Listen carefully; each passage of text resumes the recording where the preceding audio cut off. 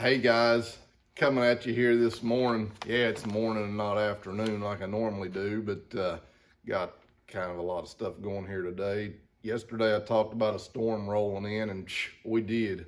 We got nothing but I don't know, a good inch of ice last night. It just slippery out there, and then this morning about 5 o'clock or something, the wind picked up, started blowing pretty good. So anyways, instead of doing it outside, I decided to come in the shop here and to shoot my video where maybe you can hear me a little better over above the wind and stuff. But anyways, yeah, she's like a skateboard out there, man, just slippery like crazy. Anyways, thought I'd share a verse that come to me this morning as I was having my devotional.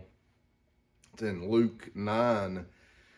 It says, John said to Jesus, "Master, we saw someone using your name to cast out demons, but we told him to stop because he isn't in our group." But Jesus said, "Don't stop him. Anyone who is not against you is for you." So just an interesting two verses there. I know that, you could go into a lot of stuff in that, but I just found that kind of interesting there. It's like, man, he ain't in our group. He's not part of us. And so, he's using your name and he's not in our group. How can that be? We told him we better stop but yeah.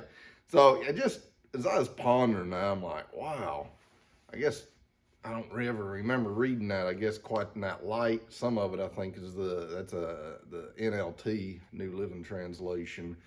And it just brings out the power of that verse, I feel, a little bit better, because too often we as humans, we think that we're the best, we're the biggest, we got the best ideas.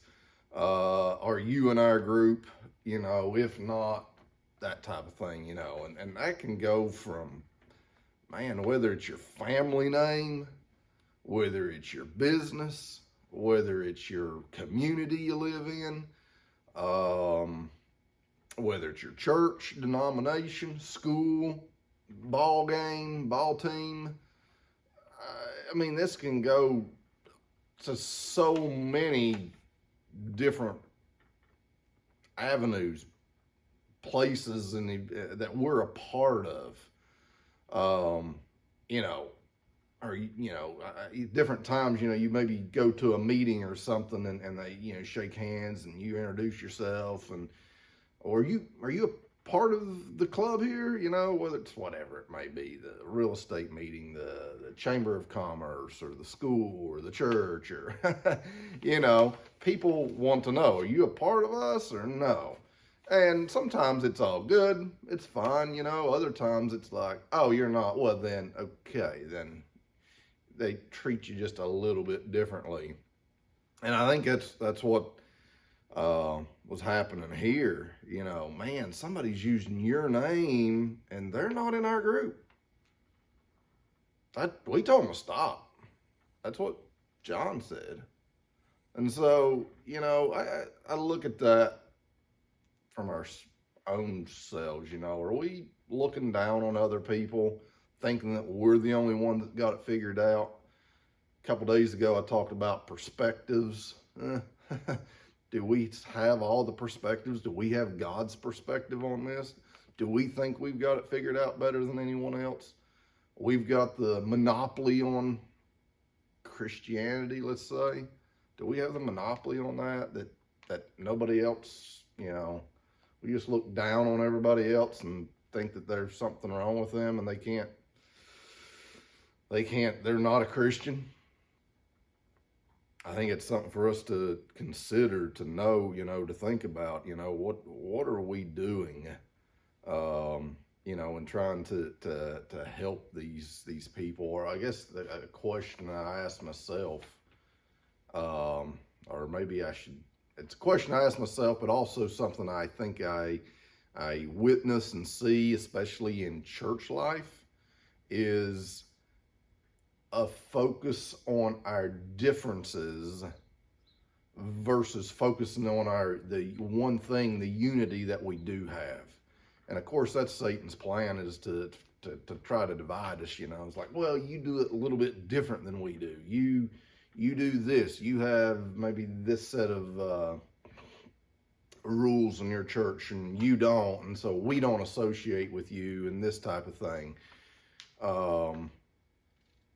I think, if we would come together and focus on the one thing that we do have, the one thing that we do have in common, and that's Jesus. Jesus died for us. Jesus gave his life for us, that we may be ransomed, that we may be called worthy, we might be justified.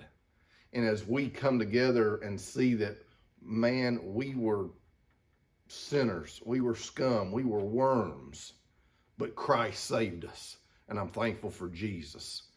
And we can come together as brothers and say, you know what, we're on a common goal. We have one thing in common. Lots of differences, one thing in common, and that's the glue. That's the bond. Is Jesus, the Master, says, anyone who is not against you is for you. And so, guys, let's look at life that way and try to go through life that way, looking for things that can bring us together, the things that we have in common.